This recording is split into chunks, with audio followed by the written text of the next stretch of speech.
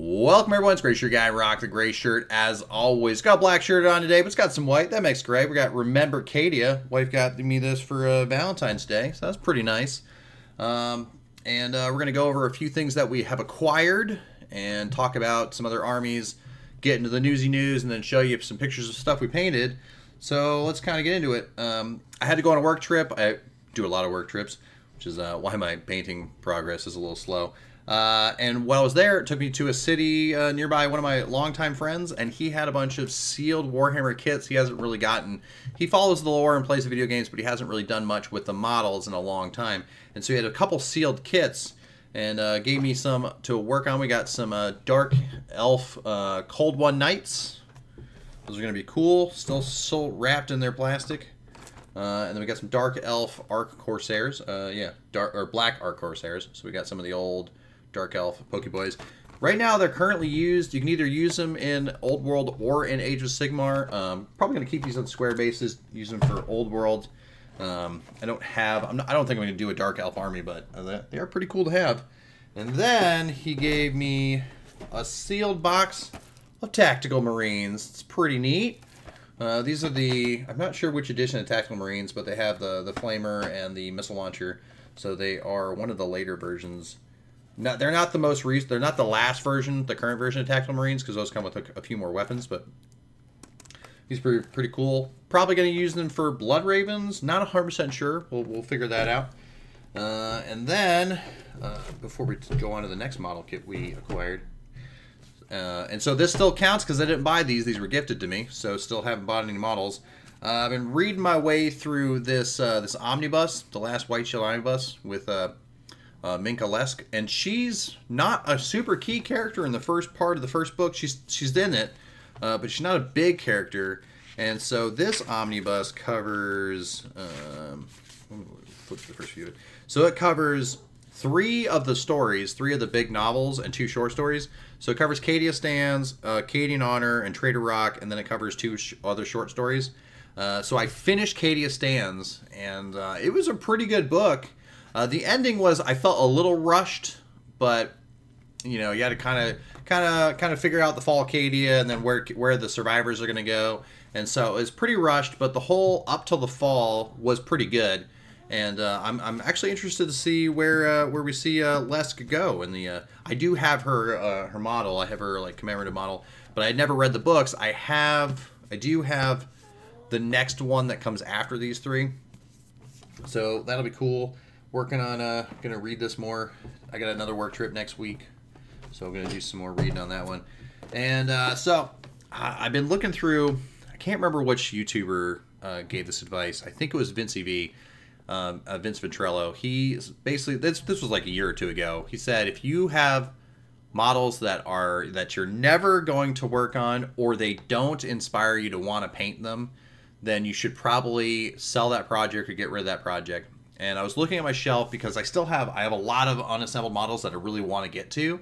I have Scions, I have a lot of Tyranids, I have even more Blood Ravens. And I'm excited to get to those, but I was looking at my shelves and I was like, I don't know if I have room for these armies. Plus some armies that me and wife are talking about. I'm like, let me look at what I have right now. And so I looked at my shelf and I looked at my Soulblight Gravelords, and it was mostly skeletons, but there was some vampires and some old Blood Knights. But I was never really inspired to paint the Skelly Boys. And also, Age of Sigmar is not a game that I'm super excited to play. I'm not really excited to play Old World either, but like more excited for Age of Sigmar than Old World. But it's not a game that I want to have a lot of armies. Like 1 or 2 would be fine for me for Age of Sigmar. And I was just like talking about it, and I was like, yeah, I'm not really super happy with like some of my armies. One, I had Space Wolves, which I believe Space Wolves are going to get a revamp at some point in the next year. And I had a bunch of older Space Wolves. I had painted them green, and I could have repainted them blue to be more like Codex compliant. But that was going to be a lot of work, and so I was like, all right, not super jazzed up on Space Wolves. And they were nice. They were a good idea, but they were never something that like made me want to keep coming back like Blood Angels or regular Blood Ravens. So I was like, all right, well. And then Death Guard. So Death Guard, I'm not a huge fan of like the Death Guard green. or just the models themselves. Like I thought if I could do Death Guard with only Horus Heresy models, I think that'd be kind of cool. But was never super excited about Death Guard or Mortarion. And so what I did is I've sold my Soulblight Gravelord's army, and then I have dropped off my Death Guard, getting all the names mixed up. Dropped off my Death Guard and my Space Wolves to a local hobby store to be evaluated for in-store credit, and so we'll see where that goes. And I was able to trade the Soulblight Gravelords for this Nurgle, Maggotkin of Nurgle Vanguard box. And so, because I thought, well, it'd be cool if I could just trade those armies that I had and get Nurgle Demons. And so Nurgle Demons, you could play them both at Age of Sigmar, you could play in 40k. And so at least in here we got some of the Plague Bearers. Everything else is Age of Sigmar. Well, you got Spoilpox Scrivener. I believe the Spoilpox Scrivener is, well, that's a good question. Is that might just be an Age of Sigmar only model, but I think that might be for both. But I do know that the Plague Bearers can be used in 40k and in 30k. So we got this one. So we shrunk the backlog down significantly. I don't have the numbers. I don't have a picture, but we did drop it. I think 300 models, maybe close to 400. Got a few added. I think. Oh, I haven't added the Maggotkin to the list of models. I think I'd have to go look. I might not have added this to the list. And then my wife ordered me 2 other models that are pretty cool. So whenever those come in, we'll show those on the channel.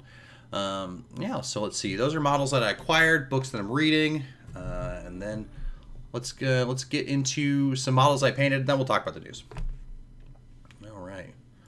Boom. All right. So we finished the Crassus last time and the old Commissary Yarrick metal model, and we worked on the Macarius battle tank. So the turret's lifted. This one was pretty simple to paint. Obviously, the longest part was doing all the pin washing, and there's a lot of different ways to do pin washing. You can do it with enamels, you can do it with oils, you can do it with acrylics. They have very specific pin wash enamels that they use for aircraft models, but you use it for these two. What I did with these is I went with an acrylic wash. I just did Agrax Earthshade. Well, I did Nuln Oil on all the black and metallic parts. You can probably see it on the barrels right here. And then I did Agrax Earthshade for all of the other rest of it. Just every single rivet, a little dab. Every line area, a little swoosh. And, yep, did all of that. It does take longer, so the quickest, fastest way to do any sort of pin washing would be for me to do an overall gloss varnish in the model, which releases the surface tension off the model, and then to hit it with either an enamel pin wash, where it would use capillary action to get through there, or to hit it with an oil wash, and then go and either do it pin washing style or do overall, and then dab it off with a cotton ball. But I love the way the acrylic pin washing gives it a weird cartoonish effect, and so I've done that. I've kept that going across the whole army for Steel Legion, and I'm probably going to keep it going for my whole guard, because I really like. I have some guard models that have enamel wash and oil washes, but the ones that have this acrylic wash have just that style that I really like with the guard. When it comes to Space Marine vehicles, I do like to do the oil washes and the sharp edge highlighting, but not with guard. Couple glamour shots. Hardest thing to paint on these things were the stupid red barrels, fuel barrels. Hardest things to paint. Everything else was just airbrush with a gray and a dead flesh for the stripe pattern, for the ash waste stripe pattern. And then yeah, I really like. I did this the portholes in blue. I could have done a little bit more blue highlighting on the portholes, but wasn't that big of a deal. They're not that big to begin with. Went with a little infrared red for this little infrared seeker right here. And I think it looks nice. All right, moving on. We also knocked out 3 chimeras. So between the Crassus and the 3 chimeras, we can transport 65. No, you can. I think it's 12 models in each chimera. And then some of the characters will be, some of the commissaries or whatever will ride in one of the chimeras. And then it's 35 for the Crassus armor transport. So we can take 3. So the point is 6 infantry squads and 1 command squad plus a character or two are going to be riding around these transports. Will they ride very far? Probably not, but they're going to ride anyways. It went with a heavy bolter hull, heavy bolter turret, and then since right now 100 killer missiles and stubbers are free, I'll probably just take the. I put those on my list, and we have the various fire reports. So those are cool. Look at the little 360. Put the little backpack, some extra accessories on those. I think these look nice. Yeah, turned out pretty well. And so we have the whole glamour shot of all the armory painted right now. So I have a Deathstrike missile launcher and a Manticore on the table. And then after that I have 3 Sentinels. Then we go in the infantry. And then I have 2 big Lord of War models that will be painted after that. And then we're going into Sisters of Battle. We're going to spend weeks to months on Sisters of Battle. Get that knocked out. Then we're going to go do all of the terrain that we printed over the last year and a half. And then we're going to go right back into Guard after that. So that's the kind of timeline for the rest of the year where we're going to get through painting. And then at some point we might take a quick pause to knock out some of these Dark Elves, but not 100% sure. This might be like a Christmas thing. But yeah, so look pretty good. A little sad news though. Captain Crash for the tank commander has now been demoted to Sergeant Crash. So we'll get into it a little bit later, but the army list that I had for Steel Legion, without adding the extra Lords of War to the army, just kind of with what you see here on the picture and the other stuff that's getting ready to paint, was 2,000 points.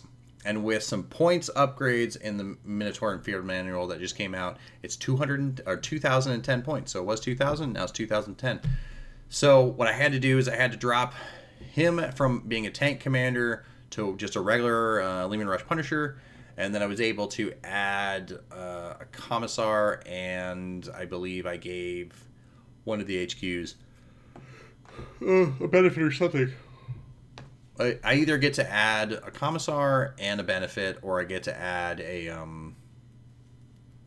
regimental engines here. So we'll figure out what we want to use it for. But once I get the Steel Legion army done and my wife's Sisters of Battle army, she wants us to go to the local hobby store and actually play 10th edition. And I'm like, that's mind-boggling. Actually playing the game with the models I have? Crazy. Never done it before. Honestly, I haven't played a game against another person aside from my wife in like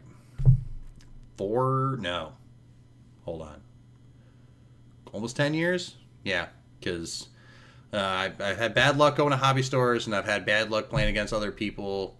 And it's not so much like my lists were built wrong. It's I had bad experiences with like how my opponents were. But everyone's got their bad game stories. Let's move on. So yeah, this is what we got painted, looking pretty nice. So yeah, hope you guys enjoy, and we're gonna get those other 2 artillery pieces knocked out. Try to see if we can get more of the army painted. Get hopefully around May-June time frame we'll be done with the Steel Legion. But that's well, we do have some vacation time in June, so we'll see how that works out. All right, so I think that's the last picture. Yep, cool. So let's switch over to that. All right, so on to the news and general discussion. Let's kind of get into it. So Slaanesh, we got Emperor's Children, got some news. So when the new CSM Codex comes out, we're not going to have Emperor's Children in the Codex, so we won't have Noise Marines or Lucy the Eternal. But looks like we're going to be getting Emperor's Children sometime within the next year. So that's cool. And then we have, and so of course we got Fulgrim. They had the new Horus Heresy Fulgrim that was released a little bit ago. And so hope we're getting a plastic Fulgrim Demon Prince. That would be pretty cool, or Demon Primarch. But yeah, Emperor's Children. Not like I'm not looking forward to making an Emperor's Children army, but I could definitely see them coming out with some sort of, because they did it for Night Lords, so I can see them coming out with a really good Emperor's Children resculpt. So looking forward to that. All right, let's keep on moving over. And then we got the Dark Oath. So for the longest time, I was reading this as Dark Oath. I was like, and then someone's like, it's Dark Oath, and I looked at it closer and I was like, oh, that is Dark Oath. So the Dark Oath box army set is a. There was last video we talked about a culling of a lot of Slaves of Darkness models. a lot of stuff that were like Warcry that you could use for Slaves to Darkness, and Underworlds that you can use for Slaves to Darkness. And so a lot of those are going to be gone. But the Marauder kit, that's the Chaos Marauder kit, which it's probably, I don't know, you know, it's a good question. I wonder if it's still available. I'm not going to go look for it, but it might still be. Actually, let's click on this, see what we're getting. So this takes us here. Let's put in Marauder. See if we still got the Marauder. Did I spell Marauder right? Okay, so we got the Marauder Bomber. Okay, sold out online only, Chaos Marauders right here. So I have, I think, 2 boxes of these, or 1 box of these, maybe 2 boxes of these. I use these Chaos Marauders and the old Catachan kit to make a bunch of Chaos Guardsmen, because I don't, do we still have the Blooded Kill Team? So for the longest time, I just wanted 3 boxes of Blooded Kill Team, and they were out of stock everywhere. And so I made my own Blooded Kill Team with Catachans and Marauders. So I made my own Blooded Kill Team with Hookers and Blow.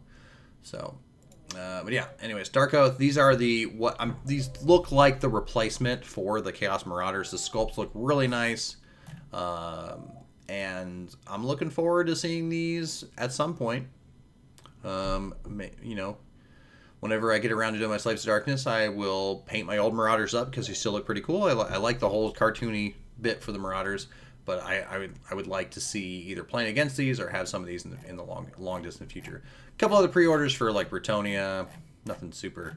These are all old world stuffs, old world sculpts. I've seen a couple boxes of Orcs and Goblins out and about in the wild. They look pretty cool, but nothing that like really motivates me to acquire. All right, moving on. So we got Skaven, had some more models released or some teased for AOS 4.0. And we got this cute little Skaven Warplock engineering guy. He's got a little rat on his shoulder. I am slowly trying to convince my wife that she needs a Skaven army for Age of Sigmar 4.0. But yeah, that's all I have to say about that. And then let's get on to Adeptus Custodes. So obviously, there's been a whole lot of uproar on how the Codex just sucks.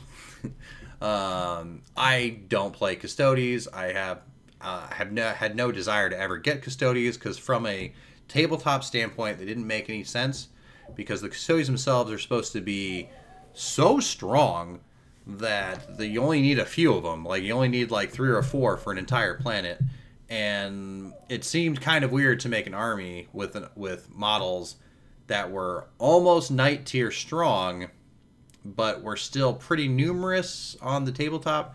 And I know there were some lists where you could take only a few of them, and so I don't know. Knights were never a big thing. Also, the Sisters of Silence being just 1 box that comes with 5 of them, and you can make the 3 variants. That was kind of phoning it in for me. So I was never a huge Custodes fan. And then the drama with the new kit came out where they mentioned 1 female Custodes in there, and the internet falls apart.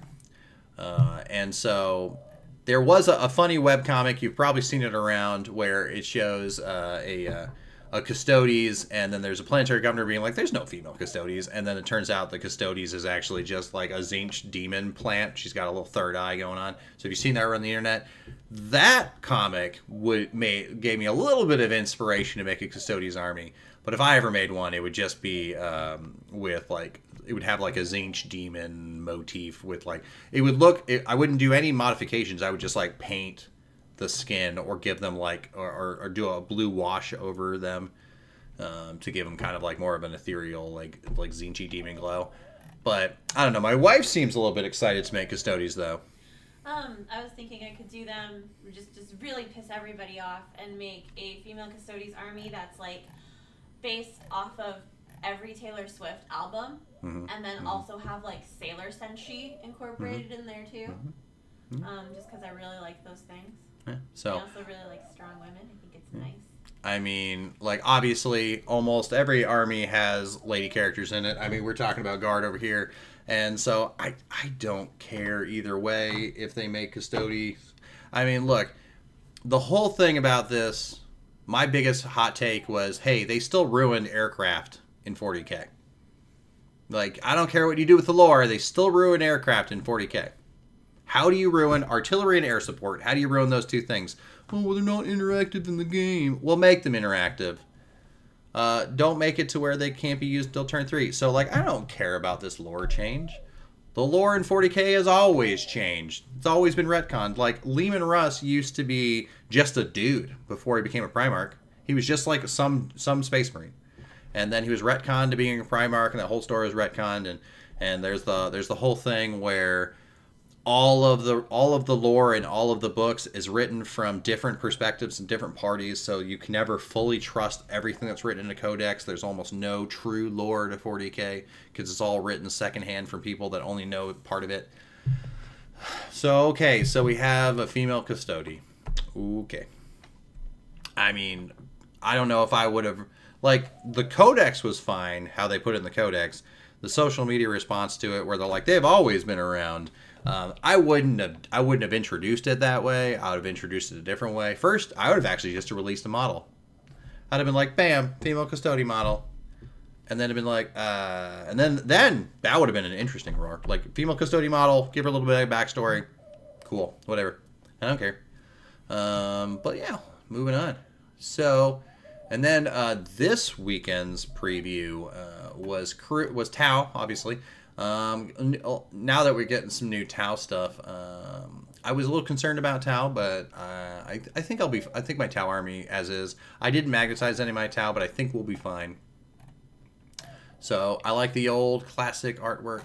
I was doing blue for my Farsight Enclave, but I only painted 2 models. I'm gonna switch over to the more codex compliant red color scheme for the Farsight Enclave. And these are all just a bunch of Kroot. I have one squad of older Kroot. I don't plan on getting any newer Kroot. Unless they're surprisingly good, but I'm playing mostly Farsight Enclave with battle suits and stuff like that, so I think we'll be fine. Some old school made-to-order Orc Dreadnoughts, some old Orc models. I don't play Orcs, but apparently the new Codex is pretty good. I feel like if I ever did Orcs, they would just be allies with Praetorian Guard, because I think that's kind of funny. We do have some Horus Heresy Solar Auxilia stuff, so old Basilisks and Medusas. These are pretty cool. And we have some Hermes Sentinel paddles. I mean, if you're looking at Praetorian Guard, they used to use the old Hermes Lights pattern Sentinel. These are pretty sweet. And then so they have the light pattern, and then they have the Velantari, which looks like a slightly heavier pattern Sentinel, a little bit more shielding than the light Sentinel, but still open topped. Very reminiscent of the oh, there's a dog in the frame. Oh my god, cute pupper. She just had dental work. She had some of her teeth taken care of, and now her breath smells great. And but she's still a fluffy dog. Got some books. Yep. So that's pretty much it for that. And all right. So back to what I was talking about with the demotion. All right, let's zoom in on this field manual real quick. I only care about the guards, so we're gonna. Well, let's see. Did sisters get in? There's a couple points upgrades for sisters, but nothing too huge. Let's get down. Custodies got a lot of points drops. Nothing in their Forge World changed, but these are probably to align more with the new Custodies codex that's coming out. But let's scroll down. Come on. Agents. Ooh, Kallidus went up. Whew. Too many people playing Kallidus, I guess. Inquisitorial Henchman went up a little bit. A random Inquisitor that I don't know about went up. Okay, all right. All right, here's the problem. Okay, so we get to Guard. We got some cheaper Rough Riders. I have a box of 5 Rough Riders. They were going to go in my Cadian army, but haven't. They're still in the box, though. Hellhounds went down. That's cool. I only have 3 Hellhounds, and they're in my Catachan army, which is non-viable because it has too many flyers in it. Hydra, I have 1 Hydra model, not assembled yet. Going to go in the Cadians, or I'm going to paint a Cadian. Basilisk went up. I think it went up 30 points, maybe, or 25. I think it went up from 137 to 150. So ever since they changed the squadron for Basilisk,